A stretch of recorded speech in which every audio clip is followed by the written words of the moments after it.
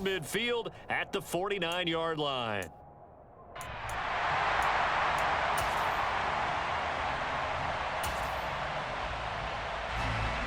Jaguars come to the line to start their next drive. And can they take advantage? Their defense got the fourth down stop, and now they're hoping to find the end zone. A field goal wouldn't be enough to erase this fourth quarter deficit.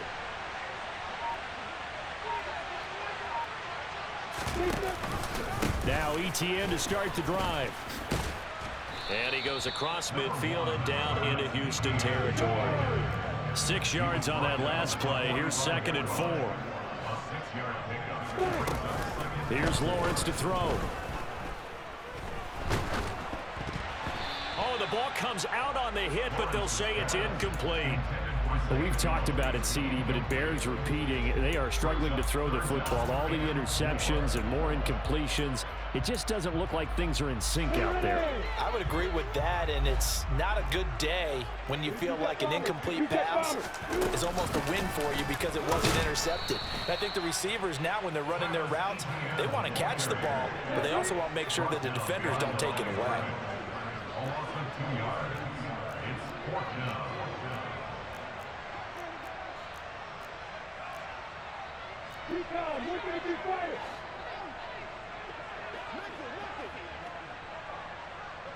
Let's go.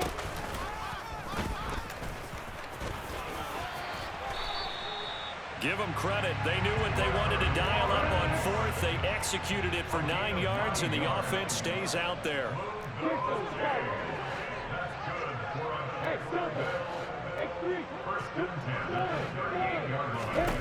On first down, Lawrence. Man open, here is Jones. And he'll go out of bounds inside the 15-yard line. Call that a very strong gain of 24. Working the sideline there. Good route, good catch. First down, and he gets out of bounds. Now you have to like the play call because you have to run some guys down the middle of the field to draw some of the defenders away. They can't just let them guard the sideline exclusively. That's how it's going to work. Sidelines and incompletions to use the clock. Call it a full 3 yards in the wrong direction there. Brings up 2nd down. An interesting and intriguing decision there defensively because they kept extra DBs on the field despite seeing the multiple tight end look that came out for the offense. I thought they were going to switch out of it. I didn't know if they felt they didn't have time or what the case was. Well, in any event, the extra speed. Got his man. It's caught. Touchdown, Jaguars. George Kittle from 17 yards out.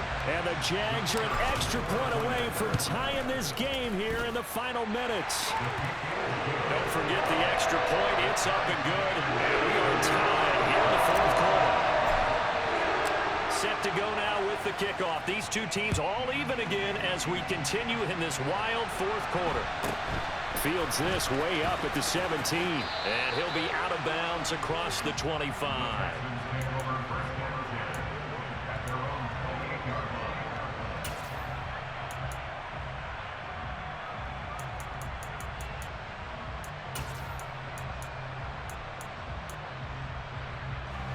The Texans offense ready to go here for their next drive. And last time they were stopped on fourth down, had a drive stalled out. We'll see how they respond this go-around. I'm eager to see what their mindset is because moving the ball, feeling good, and then that abrupt stop on fourth down, do they go back to the bench and go, oh, boy, they've got something for us? Or do they go to the bench and say, we blew it ourselves. Let's get back out there and move the ball again. And is it different when you get stopped on fourth versus punt? Is that more motivation for the defense and more confidence? I think as a defense, you're so excited with a fourth down stop. Making a punt, that's your goal anyway. But a fourth down stop, that's almost a sign of disrespect that they went for it in the first place. And when you get that, you feel great about yourselves. That was well played there defensively. 2 tight ends in the formation, which essentially gave them 7 blockers up front. Hard to imagine with all that size and beef that they could let a tackler through, but that's exactly what happened. A loss resulted.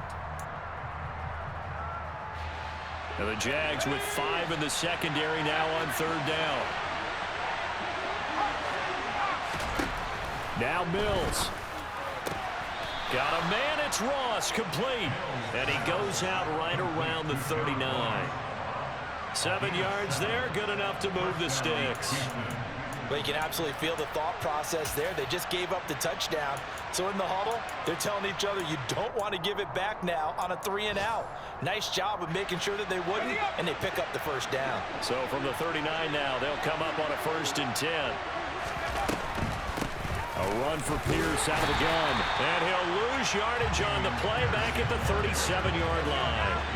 So the first down run lost a couple. Now they come up 2nd and 12.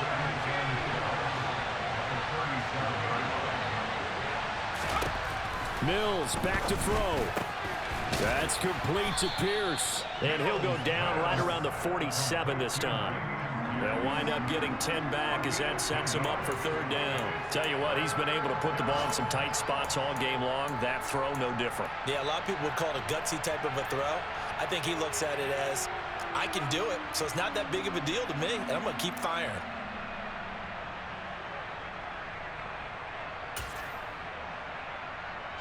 They'll come to the line, needing only 2 yards to gain the first here. Pierce will try to pick it up. And he's got enough for the first across midfield to the 48. Now the offense going to use the first of their timeouts, as the clock will stop with 34 seconds to go in the game. Another carry for their leader, and a good one. It's crunch time. They'll need him to continue to be productive in both the run and passing game in order for them to try and snatch victory.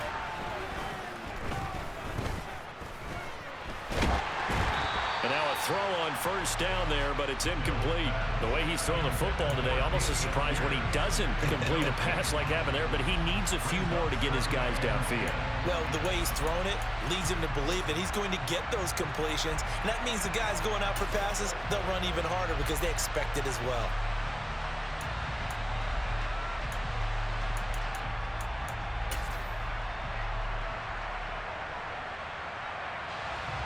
After the incomplete pass, here now is 2nd and 10.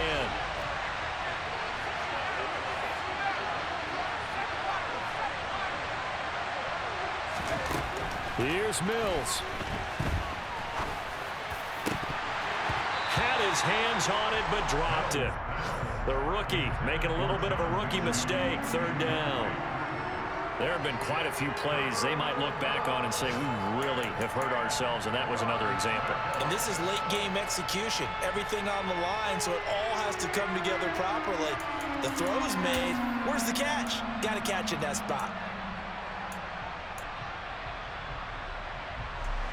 A field goal from this spot likely out of the question. They've got to get closer here on 3rd down.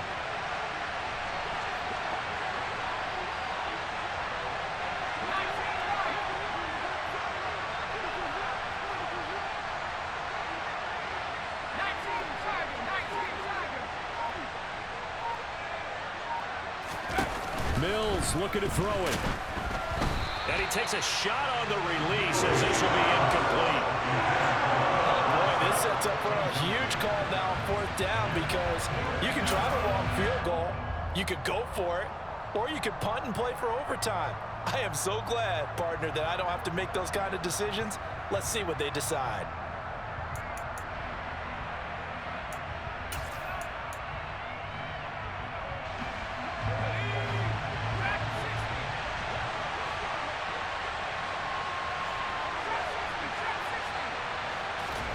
Mills to throw for it on 4th.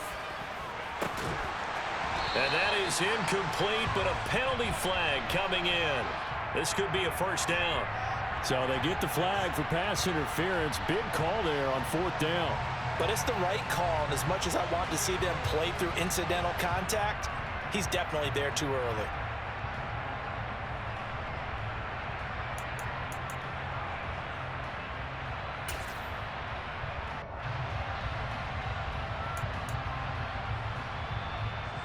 A lack of discipline defensively on 4th down, and now that leads to a 1st and 10.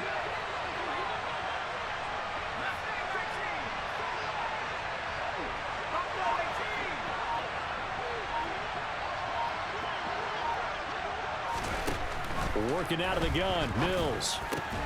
And this is going to be intercepted. Picked up by Foyesade Aluakin. Well, we say it often, Charles, but not all interceptions are created equally, and that is a big one here in a tie ball game in the fourth quarter. And, Brandon, when games are this close, it usually comes down to the team making the fewest mistakes, and that was one of our mantras back at Tennessee. Coach Majors used to say all the time, the team making the fewest mistakes will win. You've got to cut those down to give yourself an opportunity.